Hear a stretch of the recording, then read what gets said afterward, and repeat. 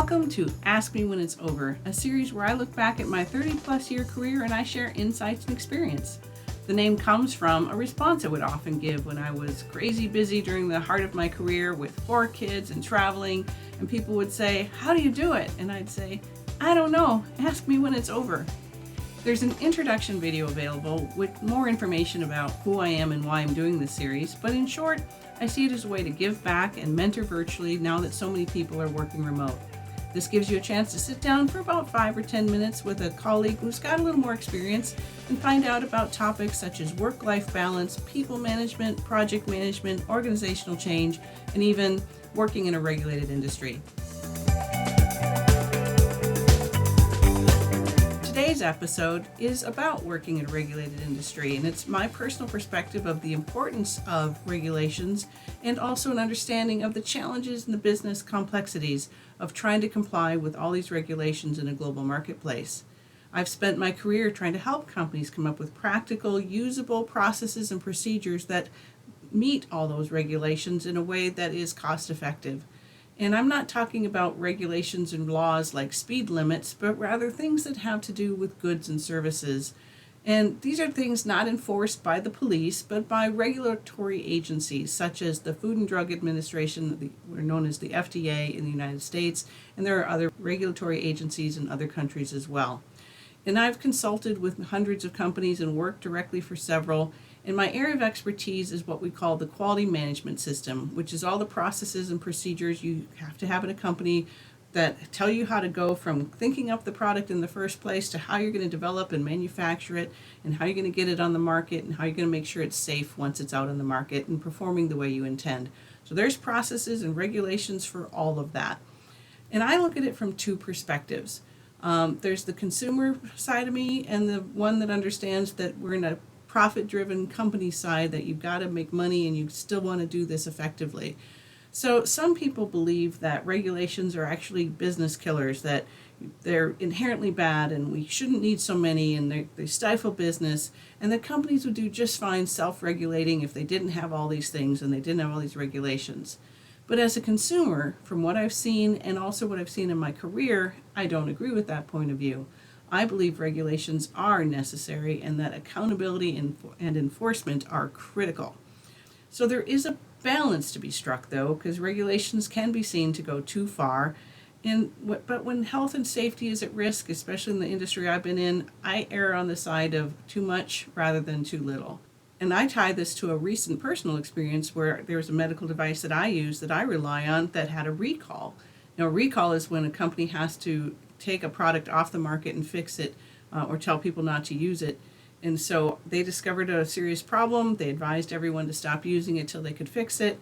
Now, as with the career I've got, I looked into the situation a little more carefully than maybe other consumers would to understand what happened. And without getting into what was the device and what went wrong, because I don't want to name all that, because frankly, I know the industry enough that if I do that, I'll cause them paperwork, and that's not my intent. But what I'm really trying to say is that by understanding what happened in this specific case and where I was personally affected, it actually reinforced my personal commitment to this industry to try and ensure that processes are in place that help companies and the end users be effective and that they're usable and that they focus on patient safety. Now, I recognize there's a challenge for companies because they're trying to sell these products in a global economy, and they have to be aware of what are all the regulations and requirements of all the different countries or regions they're going to sell to. So there's a different regulations in the United States versus China versus Japan versus elsewhere in the world, in Europe. And like even in Europe, where they've done a lot to try and get the European Union to get all the states to agree, there's still some countries within the European Union that have differences that they can enforce. Now, what companies have to do to try and comply to that is typically they end up having to pick the most strict of all the different regulations they're following and write their processes for that.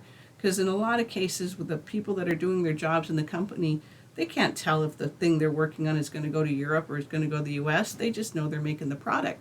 So they have to figure out how to give them a 10-step process of getting from this step to this step and not care which country it's for. So maybe of a 10-step process, there might be 3 of those steps that have to do with one country and one that's really required for another country.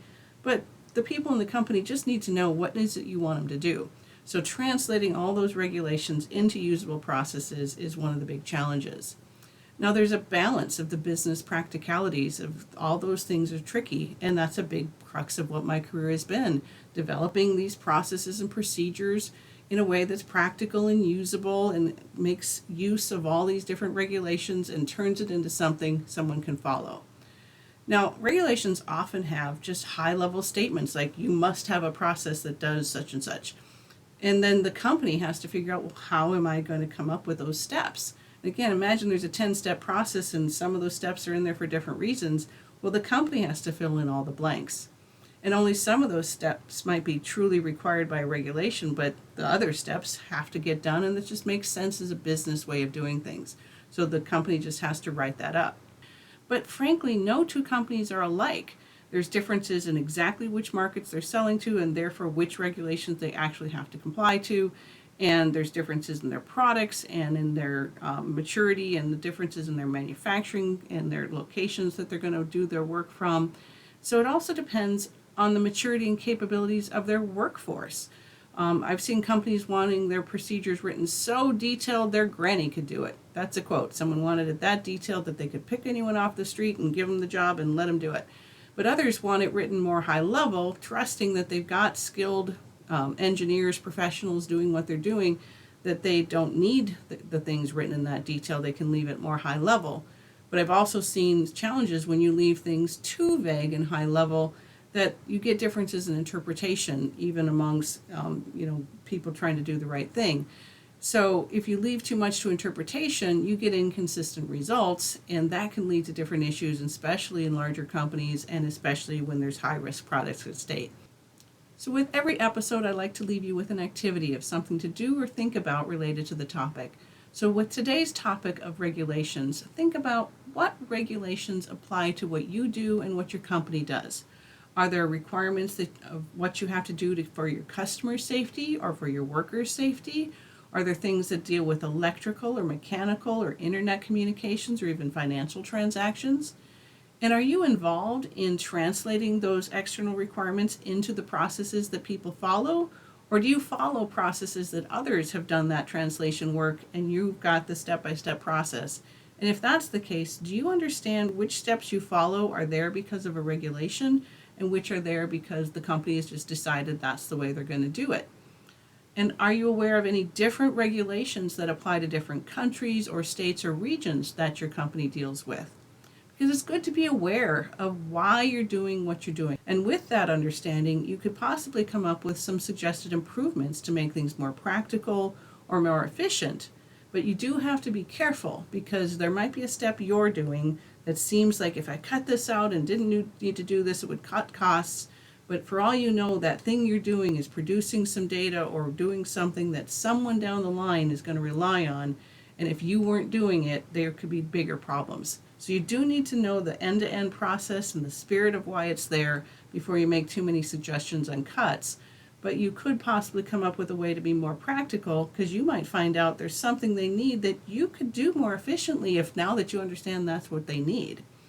So then another thing I'd have you do is step back and think, what is your personal perspective on regulations? Do you believe they're good and necessary, or do you believe they're burdensome and they go too far? And you're entitled to your opinion, but it's important to make sure you've got a good basis that you're forming that opinion on and that you've understood where those regulations are coming from before you dismiss them as necessarily bad. Or if you pull onto too many and think, I want to regulate everything, you could actually make things more impractical for your company. So what is that balance and where are you on that spectrum? So that's it for today's episode of Ask Me When It's Over. Please leave a comment and ask any questions or let me know if there's any topics you'd like covered in the future. Do the whole like and subscribe thing, and we'll see you next time on Ask Me When It's Over.